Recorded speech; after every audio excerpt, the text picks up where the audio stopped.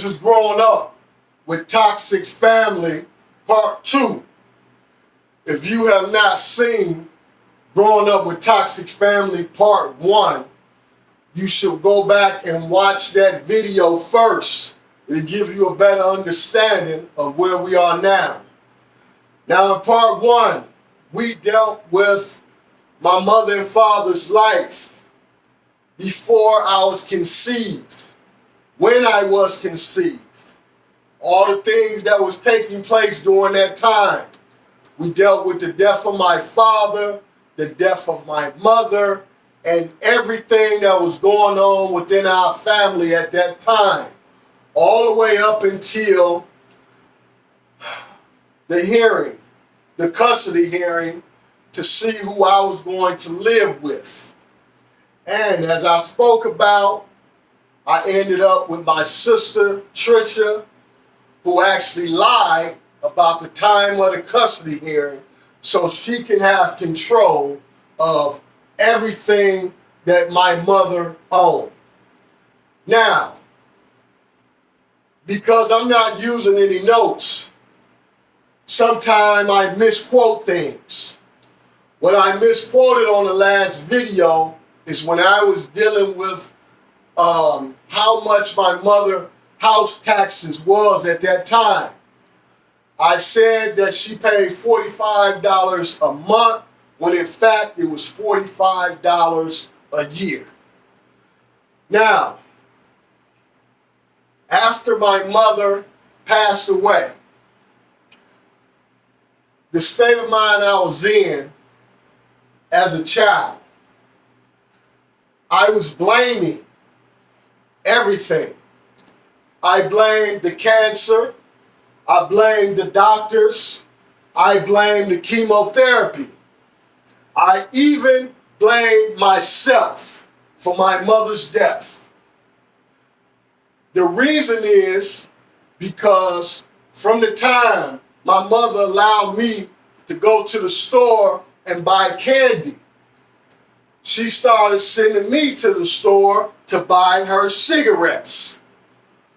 One day, I can remember I was running to the store, and when I got to the store to pay for her cigarettes, I had lost the money. I went back looking for it, couldn't find it. I had to go home, face my mother until I lost her money. Now, because money wasn't a thing for my mother, it wasn't even an issue. She just gave me some more money, sent me back to the store. But as that child, what I thought about is, what if I had lost her money every time I went to get her cigarettes?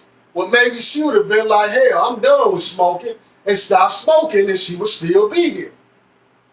That was my thoughts as a child after losing her. But as an adult, when I analyzed everything that was going on within our family, all of this drama, this war, I got to really question, was it stress? We know today stress will kill you by itself. But when you got stress on top of cancer, but why was she stressed? What was causing her to be stressed out? Our family at war with each other. You know, it wasn't like just your normal family fighting with each other. You know how the movie Soul Food, yeah, it's a little bit old, been out a long time. Soul Food, about the black family, where the head of the household gets sick, and all of a sudden, all the children is fighting with each other. No, see, that was small stuff compared to what was going on in our household, within our family. It was a war going on every day. They talking about attacking family. They threatening. They ain't talking about fighting. They ain't talking about pulling up. They really talking about doing things to family. But why? Where was all this coming from? That she had to deal with this the whole time she was sick. It was so bad, as I explained in the first video, that family members that didn't have nothing to do with what was going on was saying, I ain't going over there because I don't want to be in the middle of that mess. Even my mother, she seen that things were so bad. She told my older sister, Debbie, she said, honey, baby, listen, you got a job, you in college, you got a family. I don't want you coming over here being in all this mess. So you don't come see me unless I'm in the hospital. Now you think about that. Our mother know things so bad that she don't want her own daughter, who ain't never been a part of no drama, to get caught up in this. So if she ain't seeing her daughter, that means she can't even see her grandkids while she's sick. But then all the other family members that she can't see now while she's sick. Think about this.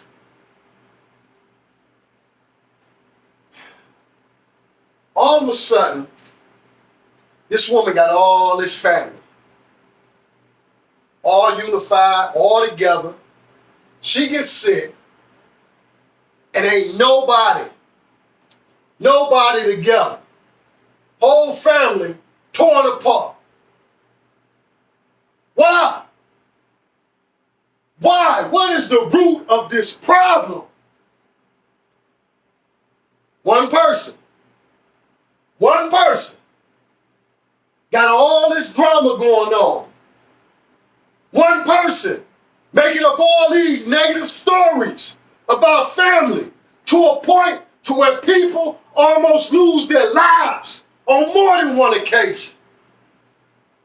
But why? What have anybody done so bad that you will say, hey, so what, my mama in there dying? I got beef with y'all. I got problems with y'all. Every day I got something to say about y'all.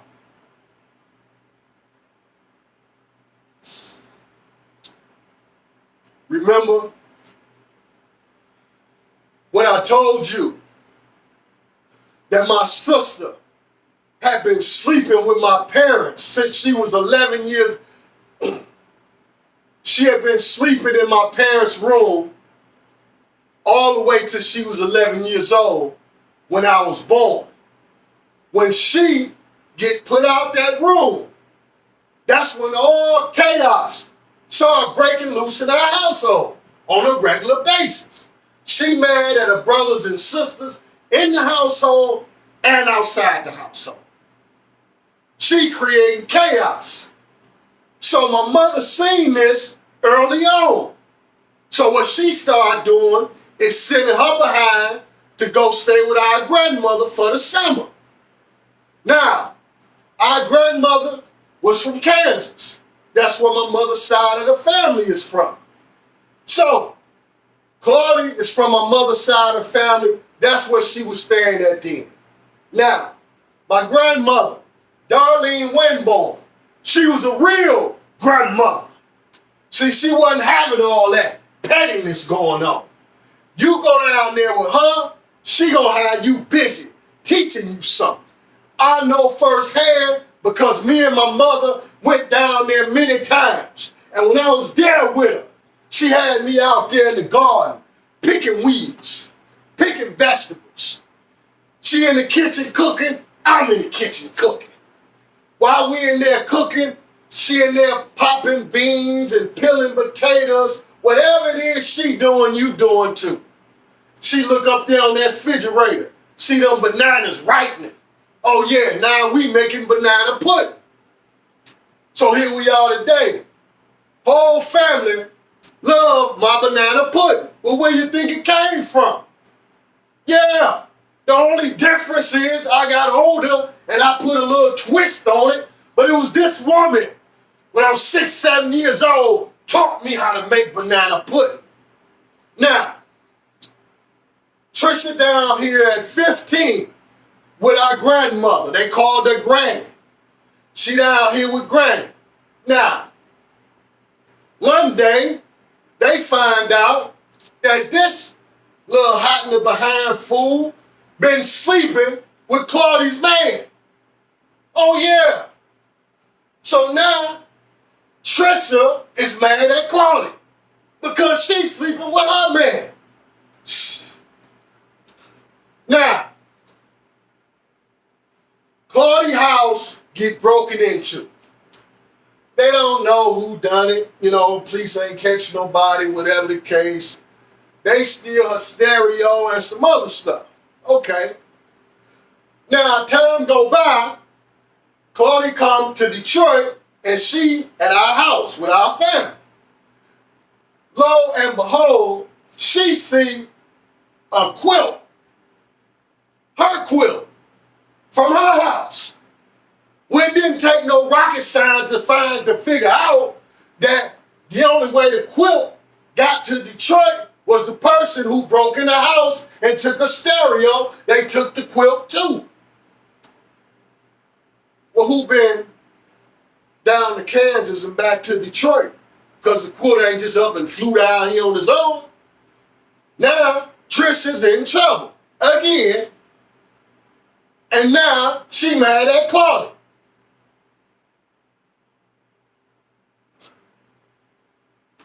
Now, here's the thing. Why we have to question this beef with Claudie. I brought this up to look at a situation that was going on with Claudie about something she did as a teenager. But before my mother got sick, Claudie was one of them family members that was coming around all the time. We at Claudie's house, Claudie at ours, her and her kids. Okay? I'm spending the night at their house. We all going shopping together. So that means my mother and Claudie had a good relationship before she got sick. Now, she gets sick, and all of a sudden, my sister Trisha got all these negative stories about her. Well, where is it coming from? It gets so bad to where she telling Claudie she can't come to the house to see our mother. Now, how do you think Claudie feeling about this? She been running with my mother for years as family. Now she's sick, she can't even come see her. But then, she being a bigger person, she just don't see her at the hospital. So in the meantime, Trisha not stopping with all these stories about Claudie, telling everybody in the family, anybody that know Claudie, constantly. When it comes to a point, yeah, you can look over somebody talking about you 1, 2, 3, 4, 5 times, you know? But when you look up and it's been 9 months and you hear stories, 15, 20, 30 different times, call coming from this woman, it's gonna make you upset at some point because you're trying to be the bigger person.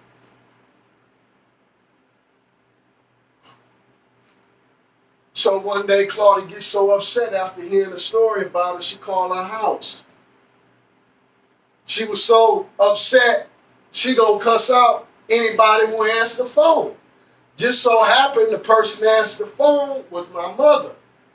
And she told her, tell Trisha, keep her name out my damn mouth. Now, everybody after this happened had the problem with Claudie, ready to attack Claudie based on this phone call. Now, as a child, I'm thinking, wait a minute. The phone call wouldn't even happen if Trisha hadn't have been messing with this woman all this time. You think about that. It never would have happened without her stories. And family was ready to attack family. And my mother knew all this. because she could hear people talking about it, and she got out her bed that day to calm everybody down. But then she going to the hospital the next day.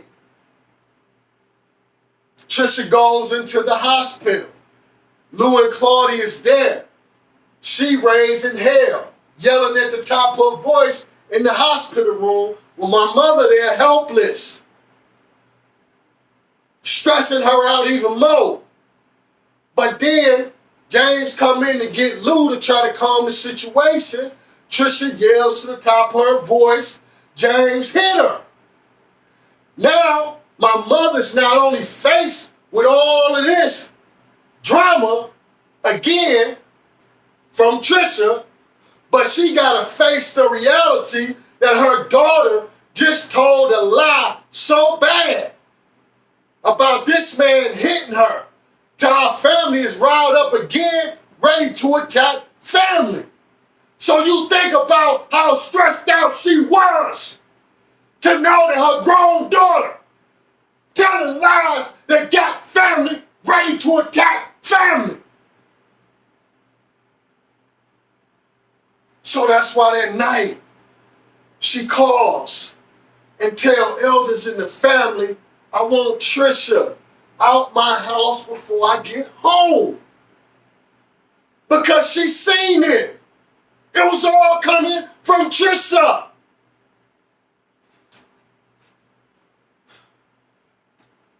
It is not a coincidence that this woman died the next day. She died because of the stress brought on by the stories from this damn fool.